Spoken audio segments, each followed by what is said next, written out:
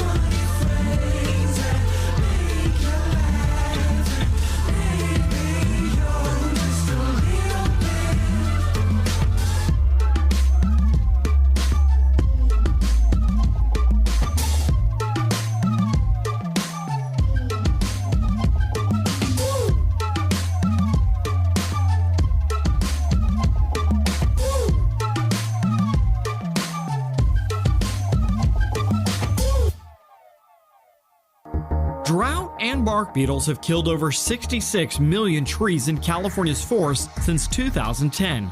That's right, over 66 million trees. And the more dead trees there are, the greater the risk of wildfire. Fire season is heating up, so do your part. Help protect your family, home, and property by safely removing dead trees from around your home to reduce your wildfire risk now. Learn more from CAL FIRE at prepareforbarkbeetle.org.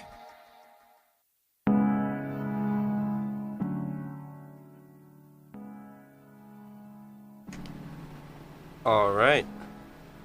Welcome back to another episode of the Trip Trap Talk Show.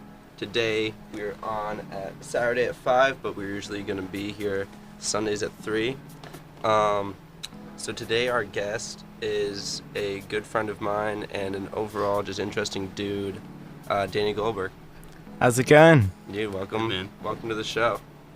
How you doing? How did you and Sean meet? What's it? The bus, probably. Bus? Yeah, high school, some point in okay. time. Some point. Yeah, I mean, Danny would walk in the, I guess, my general direction, and he was Yeah. just a good person to talk to. Super friendly, super nice little guy. We got into some shenanigans every now and then. Oh, okay.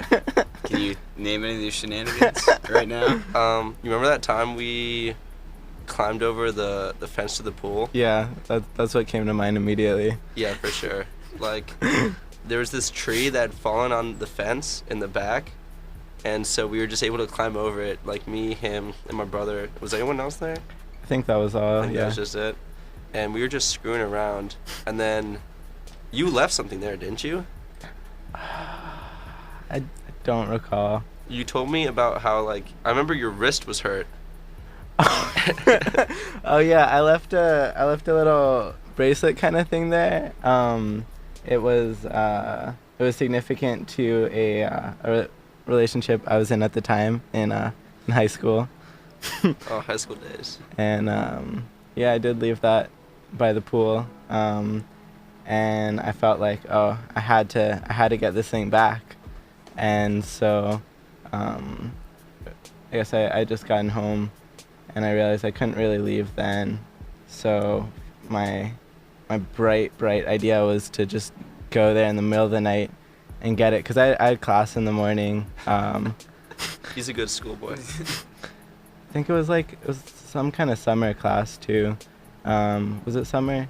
Dude, I don't even know. I don't know. But I had a class in the morning, and I realized if I didn't go like in the middle of the night, it would probably be too late. Because I'd be in class, I'd come back, it would probably not be there.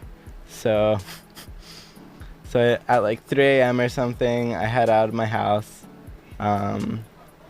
It's a little freaky for me. I was just this kid, and it was like completely dark out. Wait, was this your first time, like, sneaking out at night? That's, I think, the only time. Really? Yeah, so the only time, and I go to the pool, and like I was like shaking, I was all nervous, and I climbed the fence, and because I was shaking so much, like when I came down, I wasn't thinking, and I kind of like leaped, and I landed like right on my hand. Ooh. And what was the damage from that? I think I might have like had like a hairline fracture or something. And it was in a cast for like a couple weeks. I mean, that's a pretty romantic way to get your arm messed up. Honestly. How'd your girlfriend like it when you told her the story? I think she was a little disappointed in my stupidity.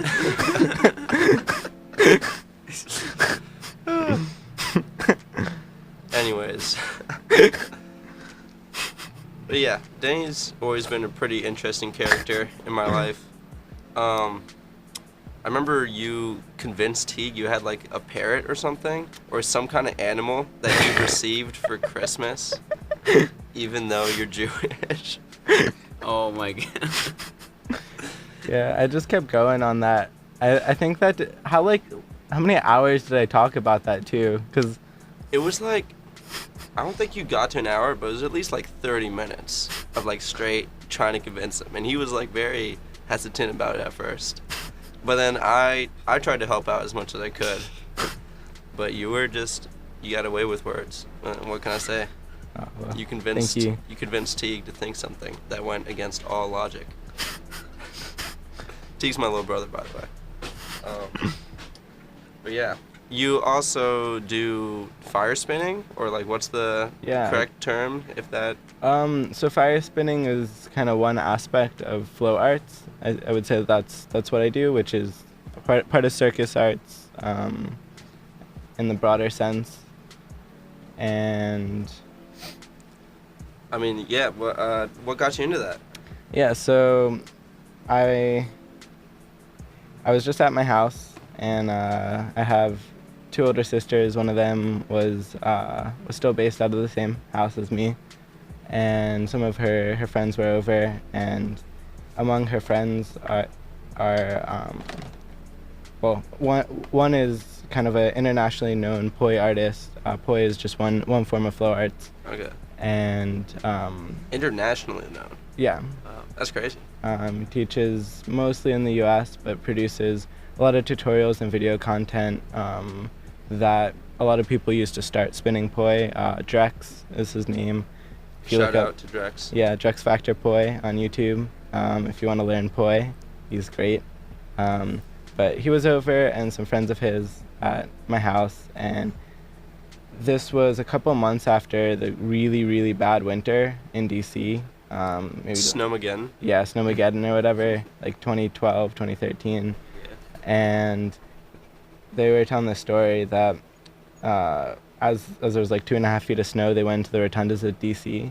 They brought their fire props and their fuel, and they just jammed like the whole day, like for multiple days in the snow, because they realized, all right, well, the police have better things to do,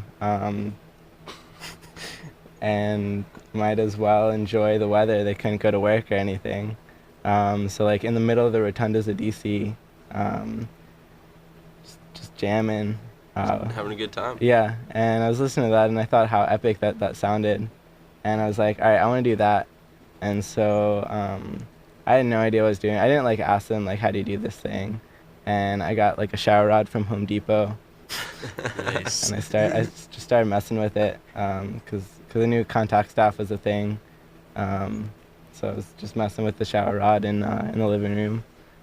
Did you break anything? I left some marks on the ceiling, but I don't think I broke anything. Man. Nice. When did you start using fire then? Like when were you ready to start? That might be a year and a half later. I would say now that I wasn't ready when I first started. Have you ever burned yourself? Yeah, once, pretty bad.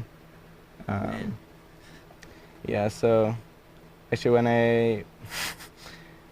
see, that was maybe 2 years or so into spinning, maybe like half a year into spinning with fire, and I was at Transformus, which is sort of like a regional Burning Man event, exactly like one. Exactly. Okay. Yeah, and I had just been spinning rope dart, which is another form of flow arts, or another prop. A rope dart is kind of like a ball on the end of a long rope.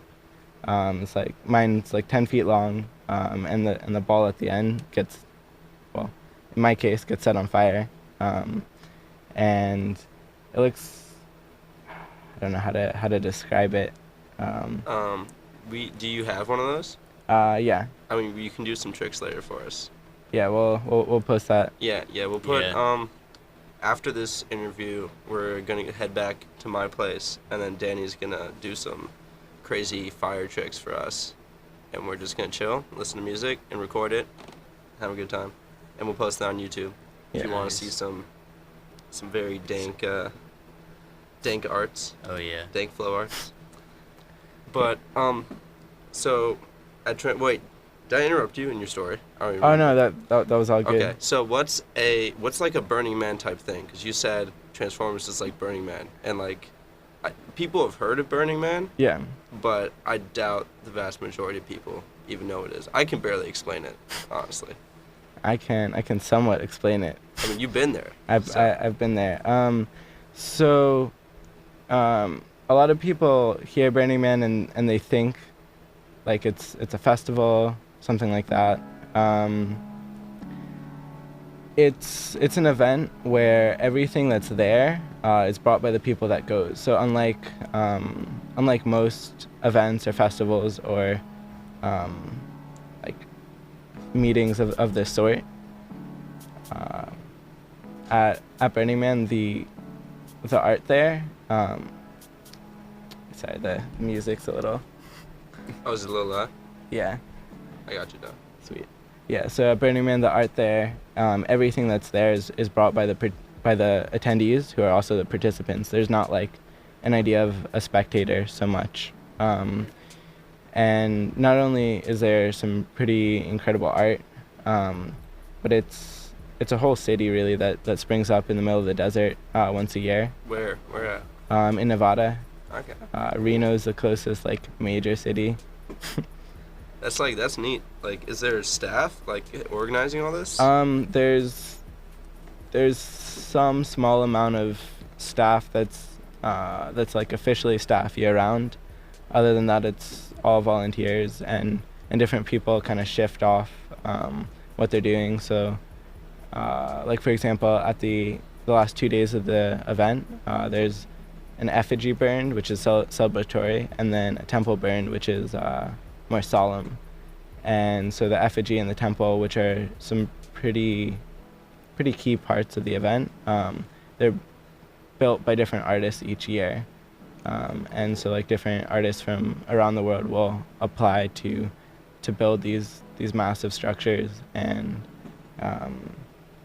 one will be selected a year for each thing. That's cool. Is there like a certain theme like at the Burning Man that like people like what like the art is centered around, or is it just kind of like free will? Every year there's a different theme. That's cool. Like what type of themes are there? What was the last one? Yeah. I don't remember the last one. I think two times ago was a theme of this guy who had come to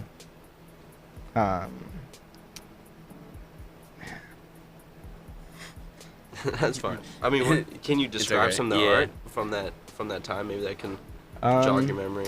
Let's see. So some of the art that is I guess still most present in my mind. I went 5 years ago last. One is El Pulpo Mecánico, which is this octopus art car. Whoa. And so like one thing at Burning Man is art cars, and art cars have sort of like the base of a vehicle, but they don't look like a car in any regards. So this mechanical octopus, the team had created from like junkyard scraps, and it looks like this massive octopus, and you can't really tell that it was ever a car. And Does it drive? Yeah, it drives around. What? Really? And each of the 8 legs of the octopus, they shoot out fire. What? And it also syncs Oh, yeah. with whatever music's nearby. And so, and it can play its own. And so this thing like drives around. I saw it from a distance the first time, and then saw it a little closer the next couple of times. That's amazing. And yeah, it plays music, or other art cars are playing music, and it's synced up with these massive flame effects coming from the legs of this octopus. That must be an insane experience. Yeah. That would be wild to drive around. Dude, could you imagine like a wacky races type thing with a bunch of different one of those art cars? So you got like an octopus racing. There's like a pirate ship. A pirate ship. There's different forms of dragon art cars I've seen. There's I think in New Zealand they make like a beetle art car, or not quite a beetle. Sorry, it's some sort of insect that is important to them. I don't remember what it is. You went to New Zealand though, right? I did go to New Zealand. Yeah. How long were you there for? I was there for about a month or so. This was a year ago. Yeah. I mean, how's the experience? It's absolutely gorgeous. So there's it's not too big of a country. There's North Island and South Island. North Island has a more, I guess if you go straight to North Island, you'll think it's the most beautiful place you've ever seen. But compared to South Island, it has this quaint beauty. like South Island is dynamic. There's just mountains and like very, very vibrant colors everywhere. Really? Like, Yeah. are there trees and like, Yeah. plants just like off the hook? Yeah, pretty much like anywhere that you drive, as soon as you get out of one area that says it was a national park, you're entering another one. That's also a national park? Yeah, that's also a national park. Like basically the whole drive going through, it feels like you're in a national park, and then you just ended one and you're into the next one. That's pretty surreal. Yeah. Yeah, and a lot of really beautiful areas. Yeah. How were the people there? And people were really, really nice. It felt like you're just home. I mean, I guess if you have nice stuff around you all the time, probably Much put you in more a good friendlier. mood. Yeah, they're relaxed. They're very chill. Are there any like big cities in New Zealand? So Christchurch is, I believe, the largest city. I didn't go down there. I was mainly hanging out in the smaller areas. Golden Bay, which is just like paradise. The west coast of South Island, which is, I guess it reminds me in some ways of California, but a lot more dynamic than places I've been in California. Yeah. Yo, I have an update on what that beetle was. My girlfriend Diani, shout out to her, said it's called a giant weta, and it's endangered in New Zealand. Yeah. But yeah, you went to California for an internship, right? Yeah, I did. Yeah, San Francisco. Yeah. How is San Francisco? I'm especially curious because Yeah. I might get a job there. So Yeah. San Francisco is a pretty incredible city. I stayed right in the Mission, which is pretty busy area, and it was like 15 minutes from work. that's not bad. And I stayed in a nice space where I had about 3 feet from the bed next to me. It was pretty luxurious. It was mostly bunk beds in that building. It was a startup house, which I don't think is still around. Are those the ones for like startup projects or whatever? Yeah, for startup projects, for internships, it's basically a hacker house. Okay, that's cool. How are Yeah. the people you live with? The people were cool. They were sometimes a little wild, but nothing bad. Nothing bad. That's good. Is it like, I've heard that like different areas of San Francisco have like completely different vibes to them. Yeah. The Mission, it's pretty busy. It feels like a major city. Out to the west side of the city, like Golden Gate Park, it gets, it feels more chill. There's more, like, expanses of nature. Not that there's not near the Mission. Like, if you go east from where I was, like, 15 minutes and you reach the ocean or the bay, that's gorgeous. Yeah, I bet. I don't know so much about, like, the south and the north parts. I didn't really go by there. Alright. So we're gonna take a little break now. We're gonna play Tina Dico, Count to 10, remixed by Pumpkin. Right? Yeah? I said that right? Yeah. Killing it. Alright. May he rest in peace. You died? He died? Yeah. Oh my god. Oh man. I mean, R.I.P. well, let's listen to his music and then we'll talk. Yeah. Yeah.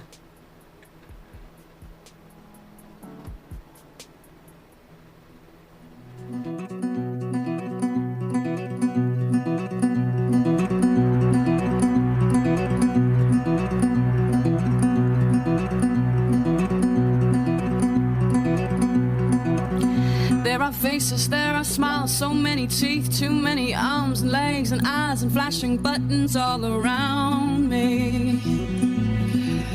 I'm a watching, I'm a breathing, I'm a pushing, I'm a wishing that these walls would not be talking quite so loudly. I have burnt down once before, I've pulled myself up from the floor, and I am looking for a reason to stay standing.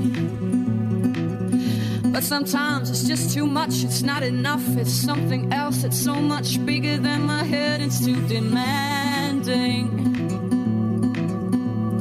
Sometimes the fastest way to get there is to go slow. And sometimes if you wanna hold on, you got to let go. I'm gonna close my eyes and count to 10. I'm gonna close my eyes, and when I open them again, everything will make sense to me then.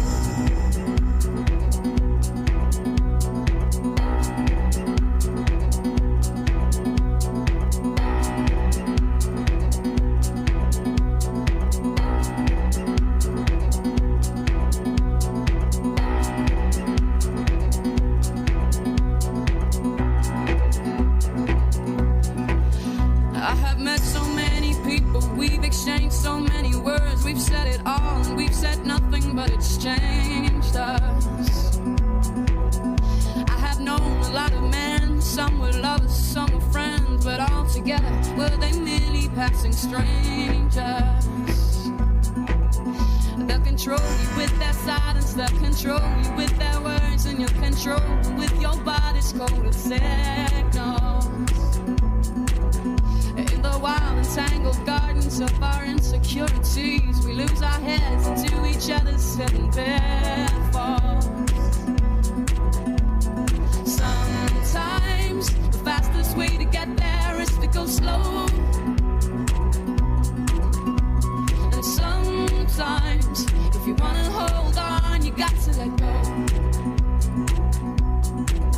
I'm gonna close my eyes and count to 10.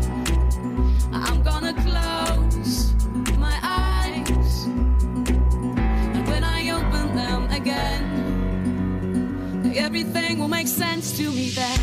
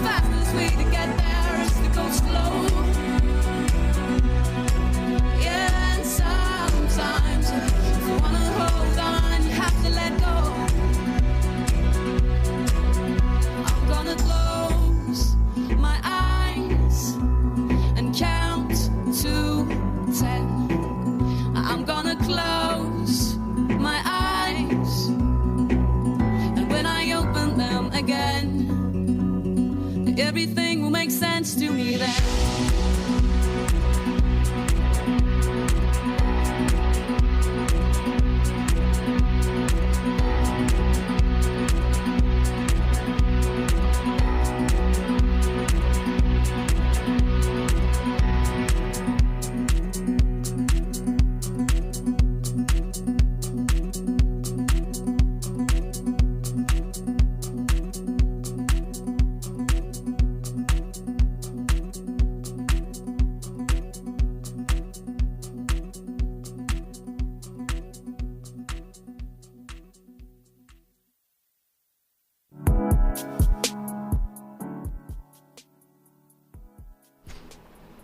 All right, welcome back to the Trip Trap Talk Show on WMUC Digital, where college radio is good radio.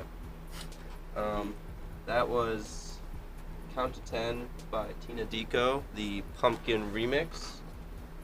Now, Pumpkin is one of Danny's favorite artists, you would say? Nice. How do you, like, why? Yeah, why do you connect with him so much? What's he about? And R.I.P. as well. I don't know how to describe it exactly, but I feel very moved by his music. He's done slow, kind of spiritual songs like the one that you just heard. He's also done a lot more quick-paced music, but just the way that he feels the music, I feel it. You guys just kind of connect on the same kind of frequency. Yeah, and I know that a lot of people do. A lot of people really love his music. There's still a lot of it out there on SoundCloud. So, do you discover most of your music through SoundCloud? Yeah, I do. Is that how you discovered Pumpkin? No, it's because he was actually a good friend of my sister. Really? So is he local, DC? No, he's LA area. But I think she knew him through the burner community. Oh, so he's a burner as well. That's cool. What kind of music is like usually getting played at those things? Stuff like that, or? I'd say not well, it depends. Like those kind of things. You mean burner, like Burning Man, regional burns, like I guess people in the burner community. Or does it differ like significantly, like from burn to burn? I mean, yeah, it differs significantly. It's like, what's the culture of the people that are there? I don't know. So like one thing I don't quite understand is that a lot of people in the burner world are very adamant about everything being burner related. Really?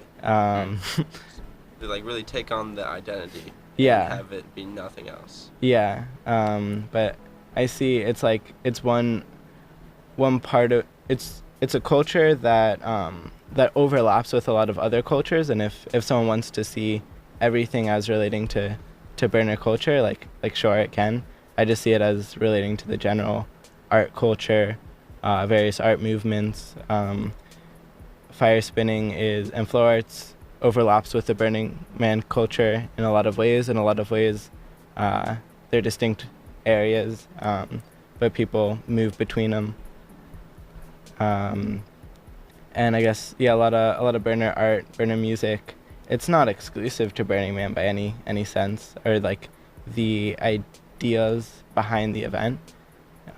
It just so happens that the event embodies it to the amount that it does. It's not like it always even embodies the quote-unquote burner ideals anyways. Yeah, I mean, it's hard to define those things. Yeah. Like, first of all, I don't know. I don't like people putting stuff, like, in a box, you know? Yeah. Like, it can have certain traits. Yeah. Especially for, like, that type of event. That seems kind of ironic. Yeah. Yeah. Because I kind of feel like you're supposed to be outside the box and be making art however you want to there. Yeah. It's open mind. Yeah. Funny thing about that, there was I don't know how many years ago, but this one year at Burning Man where this guy was frustrated about the event kind of changing and how people were very so. It started as like a bonfire on the beach, and then Really, man, it really grew from that. yeah. Like later on, they drafted like the 10 principles, which you could, I don't know, look up online, Burning Man 10 principles. And these principles were just kind of like what embodied the event, or like what was the event made of. And now, and they make sense. They're pretty good embodiment of the event, but sometimes people look at them more like as like religious words rather than commandments. commandments rather than simply describing what it is. It's like, Man, we have a lot of problems with religion in that way too. Like taking the very Yeah. literal meaning of things, whereas just kind of using it as like guidelines. Yeah. Oh, and actually continuing that thought real quick because this is pretty funny. But some guy who was pretty frustrated with people kind of like taking it as religion or taking it in this very serious way, decided. So there's an effigy that's like of a man that burns. Is that what Burning Man's named after? I suppose guy? so. Yeah. Yeah. There's a man who's standing up there and he'll be burned. He's burning. Yeah. My year, the man was standing on top of a UFO. That was pretty cool. What? Whoa. Aliens. Yeah. But yeah, so there's a man that burns, and some guy was kind of fed up, and so rather than it burning Saturday, he decided to just burn it early. He just set it on fire. Really? Oh man. Jeez. How did everyone react to that? In different ways. Like some people, I guess a lot of people were really frustrated with it. There's a lot like plan based around that happens the second to last night of the event. It's a pretty important thing. People could even have like missed it. Like you wouldn't really expect that to happen on, say, I don't know what night, like Tuesday, and it's already gone. Like you wouldn't be prepared for it. Maybe you're even going to sleep early if you're trying to make it the whole week. That's funny because that guy was like so big on the ideals, but he like ruined the main point. He was blinded. No. His thought was because all these other people are very much like taking it as a religion that he wanted to show like, hey, look, you can be spontaneous. Like one of the principles okay. is actually spontaneity. Spontaneity. And he was like, all right, whatever. I'm just gonna burn this now, and then people will deal with it. Just gonna burn it now. Oh my gosh. Do you want to hear the 10 principles? Because I found it. Sure. Radical inclusion, gifting. Yeah, thank you, Tedward. Got you. Decommodification. Decommodification. That's just like nothing's bought or sold there. Everything's brought. The only things that are sold are like ice and coffee by the event. Oh. There's no vendors or anything. That's like cool. you So go. it doesn't cost anything like to like be there. You have to buy a ticket and you get just buy a ticket? yourself and your stuff there. Oh, okay. And you need enough stuff to survive like a week in the desert. Yeah, wait, how'd you do that coming all the way from Maryland? So in the DC area, there's like the DC container that was started by a group of burners a couple years ago. That you can like buy space on this massive truck. Oh, and they ship it for you. Yeah, and it's a group of people that decide, all right, well, we need this, we have this need. Let's figure out how to solve it. And that's one thing that draws me to that sort of community. It's very much like duocracy. That like, oh, this should happen. Well, just do it. Yeah, I like that as well. So many people are just like, oh, well, I guess I can never do that, or I guess I can never do that. Oh, no, it's that other person's responsibility to do that. Yeah. And that's just annoying. Like, I remember Teddy inspired me one day. He's like, I'm tired of no one taking responsibility for anything. I'm actually gonna do shit, do stuff Do for it the. yourself. Yeah. Yeah. And I was like, you know what? You're right. And then I did everyone's dishes. Probably. I don't know. The only reason I told you that is so you do my dishes, Sean. Dude, you Honestly. bastard. Gotcha. The rest of them are radical self-reliance, Yeah. radical self-expression, communal effort, civic responsibility, leaving no trace, participation, and immediacy. Yeah. I mean, if you put all those together, it sounds like a pretty good time. Yeah, and they do in a lot of ways clash in ways that you wouldn't expect. Also, gotta shout out to the 11th principle. I don't think it's official, but it's a very important one. Is consent. Consent. Oh yeah. That a lot of events are putting that on their list of principles because that's a really important issue always. Yeah. Did they have like trouble with that? I know like there's a lot of drugs going around in those. Yeah, so there's issues at pretty much everywhere you look in society.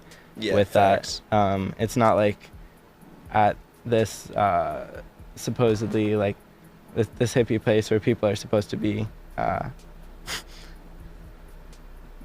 like looking out for each other and all that. It's not like that's a place where you're suddenly not going to have the issues of the rest of society. Yeah. Plus, there's always people that want to like take advantage that aren't there for the values. I mean, I don't know how big that is. I know that happens to like in music festivals a lot. Like there will be people that are just like looking for girls that are like drugged out, and like I don't know, it's messed up. Yeah. Everyone's just trying to have a good time. Sometimes people take advantage of that. I mean, that happens all the time. It's like if there's an event where people are very much open to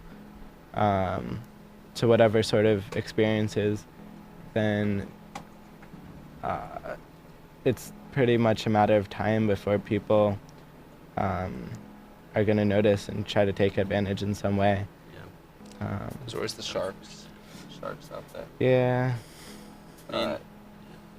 Well, that was a depressing topic. Yeah. But let's play something. I think this is a more uplifting song. I think Wildlight. Yeah. Yeah. Okay. Oh, it's a little trippy. That's good. Yeah, Well, this like- is the Trip Trap Talk Show. So what the meaning is trippy, not meaning is necessarily trippy. the music. Do you want to give a short spiel about the song then? What's it about? I mean, maybe after it plays. Okay. All All right. right. Sounds good. Well, here's Wildlight.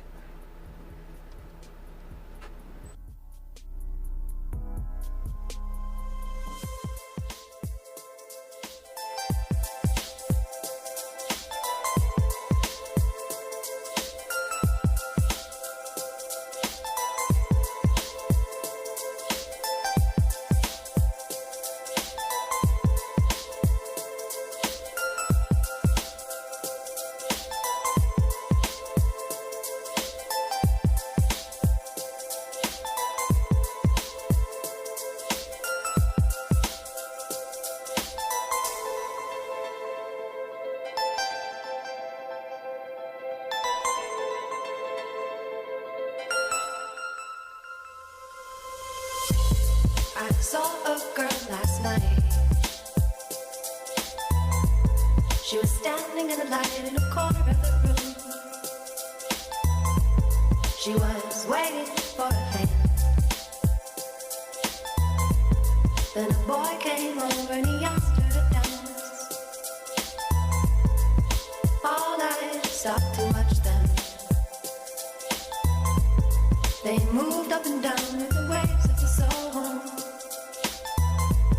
Their moves keeping time for the rhythm. Then the girl looked at him and she knew what it was. And she smiled as she said to him, please twirl me one more time and don't stop spinning me.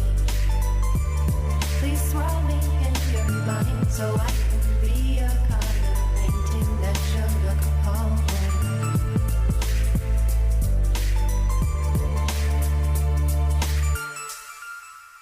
Spin, spin with me.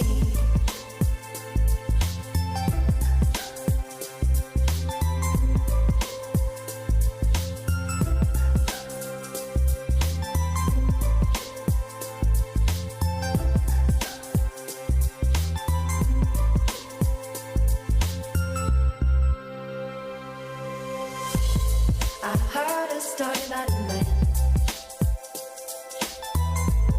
He came up with a plan for flying. He showed it to his wife. Then he said, now darling, why are you crying so? And she whispered in his ear, I fear you won't come back down to this ground. And he said, I'll always come back to you. Just help me this once to get higher up. And he kissed her and he said, please twirl me one more time and don't stop spinning me.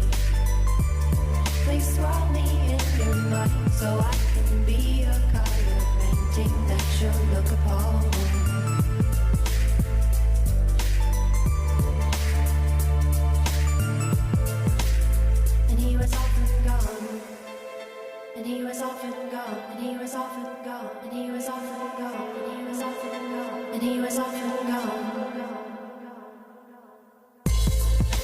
once was a woman lying in bed with her lover's head upon her shoulder. She said, my darling, you sound so faint. Don't tell me it's time, I just can't take this. And she told her, please don't worry, dear. There's nothing to fear in moving on. But there's one thing I'd like to ask of you. And she said, just tell me, darling, I'll do anything, anything. She said, please twirl me one more time and don't stop spinning me. Please swirl me in your mind so I can be a color painting that you'll look upon.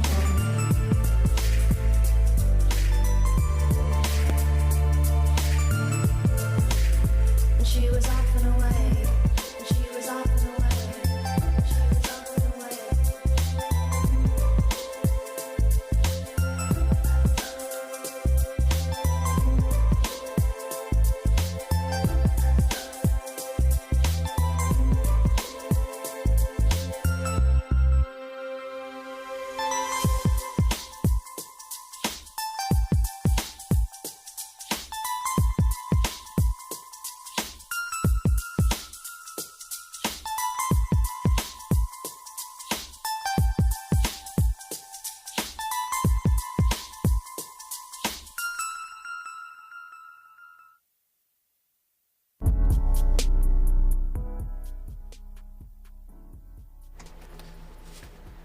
Welcome back to the Trip Trap Talk Show. That was Twirl Me by Wildlife. By Wildlight? Yeah. Right? Yeah? Pumpkin remix. R.I.P. Pumpkin. How'd he die? You know? Yeah, what happened? Well, he was coming back from a festival he had played at and died in the car. Oh man. Well, R.I.P. man. R.I.P. Yeah. But yeah, so what's your interpretation of the song, Danny, and the lyrics? Or what are your thoughts? I mean, the song's kind of pretty insane. It's first like a club setting, and a girl and a guy are dancing, and whatever's happening is pretty magical because all I stopped to watch them. And then she seems to just like She just wants to keep dancing. yeah, she's just dancing and she seems to be just in total bliss.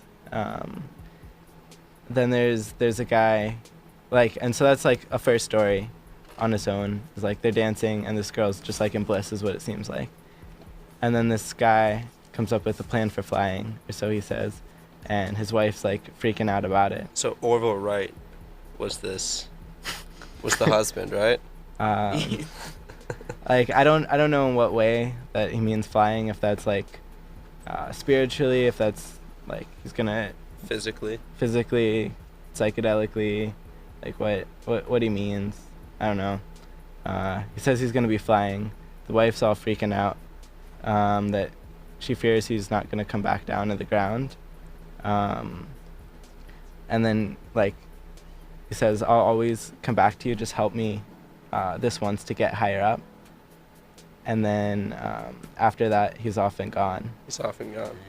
So it's like, I don't know, is he dying, or like what exactly is? He's gone. So this song just seems to be about wanting to stay in that like moment in time. That's what I'm reading from it. That moment of bliss, and just asking whoever to, like, you know, help them stay in that time, stay here, stay spinning, stay dancing. And then they promise every time, but they never keep that promise. I don't know, because like for example the man, it's like he wasn't dancing or spinning or anything at the start, and it says he came up with a plan for it though. Then he showed this plan to his wife, and his wife's all freaking out, but he really wanted to do it, so he wasn't in any kind of moment yet. But he's he's excited to be in some kind of moment, and then he somehow like maybe gets lost in it or something. He goes in too deep. Yeah. Too deep. Yeah, I would say it's a spiritual song. Yeah, I don't know. It felt nice to listen to. Yeah. Yeah. Like kind of like how Tame Impala feels nice to listen to. Yeah. You know?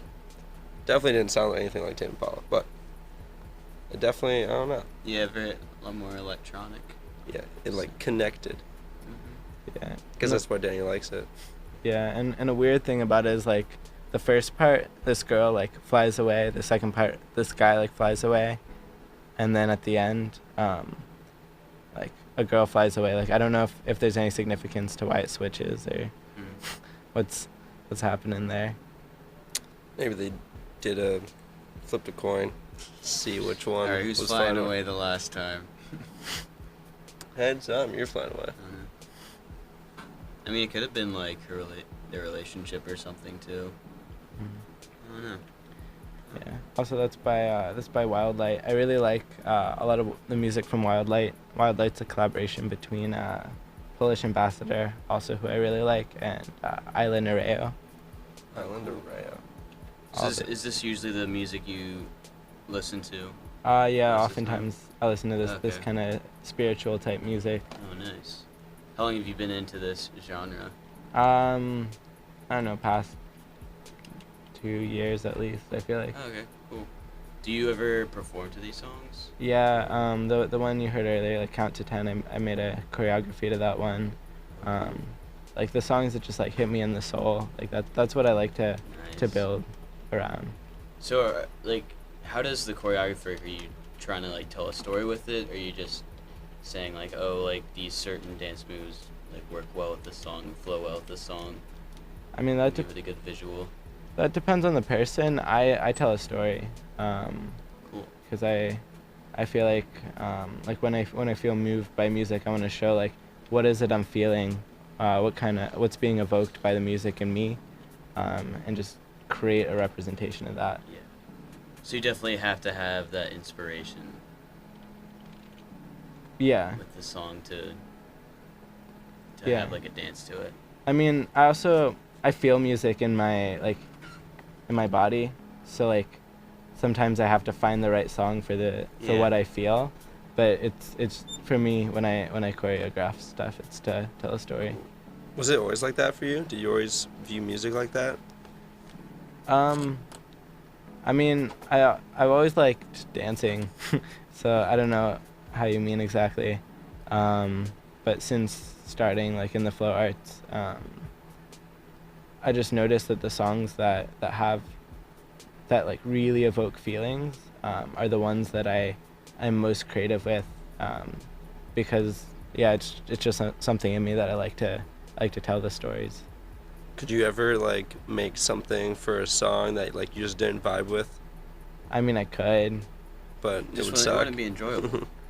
I mean, I could make something that looked great, but isn't.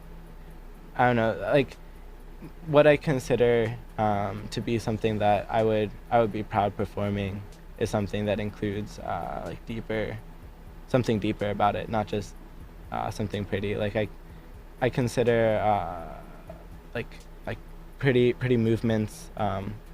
That's great. It's something that it's fun to do. But if I'm, and like I could do it if someone's paying me to make a piece that's not necessarily Something you vibe with. yeah, so then I mean I could do that. Yeah, you're trying to get paid for this, or trying to teach, or doing. You have some event, right, in Pennsylvania? Yeah, so I've been performing for the past, I guess, few years, and I've taught like private lessons and that sort of thing.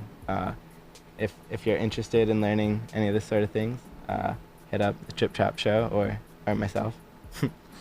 And We'll put some links on Yeah. social media. yeah, so I've taught like private lessons. I'm going to be teaching a group workshop in Philly next weekend on Sunday, February 4th. That's through Spinco, or Spin Coalition.